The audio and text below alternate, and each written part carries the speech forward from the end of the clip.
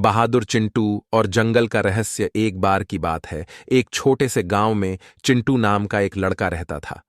चिंटू को जंगल बहुत पसंद था। वह हर रोज स्कूल के बाद जंगल में घूमता, पेड़ों पर चढ़ता और पक्षियों से बातें करता। एक दिन जंगल में घूमते हुए चिंटू को एक बूढ़े बंदर से मुलाकात हुई। बंदर ने चिंटू को बताया कि जंगल के शेंछू में एक जादुई झरना है, जिसका पानी पीने से इंसान जानवरों की भाषा समझ सकता है। चिंटू का दिल खुशी से झूम उठा। उसने बूढ़े बंदर से झरने का रास्ता पूछा और उसी शाम जंगल की सफर पर निकल पड़ा। रास्ते में चिंटू को कई रोमांच हुए। उसने चंचल गिलहरियों के साथ खेला, बहादुर चींटियों की कतार का पीछा किया और गुस्सेल मधुमक्खियों से बाल बाल बचा। आखिर में थक हार कर चिंटू एक गुफा के पास जा पहुंचा। वहां एक छिपा हुआ रास्ता था जो जादुई झरने की ओर जाता था। झरना बिल्कुल बूढ़े बंदर ने बताया था जैसा था। झरने का पानी चमक रहा था और हवा में मीठी खुशबू फैली हुई थी। चिंटू ने थोड़ा सा पानी पिया और अचानक उसे जंगल में हर आवाज समझ आने लगी। चिड़ियों का चहचहाना, पत्तियों का सरसराहट, यहां तक कि नदी का बहाव भी उसे बातें करता हुआ लगा। अब चिंटू जंगल का राज जानना चाहता था। उसने एक चिड़िया से पूछा, क्या तुम मुझे जंगल का सबसे बड़ा रहस्य बता सकती हो?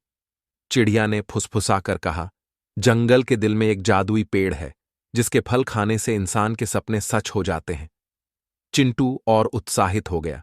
उसने जादुई पेड़ को खोजने का फैसला किया। रास्ते में उसे एक हिरण मिला, जो अपने पैर में तीर से घायल था। चिंटू ने तीर निकालकर उसकी मदद की। हिरण ने आभार प्रकट करते हुए कहा, मैं तुम्हारी मदद का कभी भुलाऊंगा नहीं।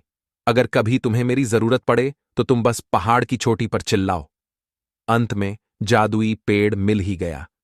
पेड़ चमकते हुए फलों से लदा हुआ था। चिंटू ने एक फल तोड़ा और खा लिया। अचानक उसे महसूस हुआ कि उसके सपने सच हो रहे हैं। वह जंगल के जानवरों के साथ बात कर सकता था, उनके दुख सुख समझ सकता था। कई दिनों तक चिंटू ने जंगल के जानवरों की मदद की।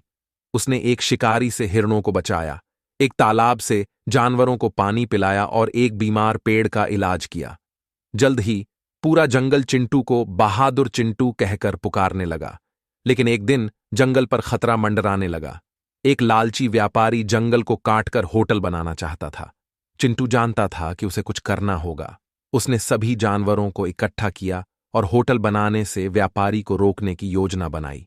उस रात जानवरों ने मिलकर होटल का निर्माण रोक दिया। उन्होंने खोदे गए गड्ढों को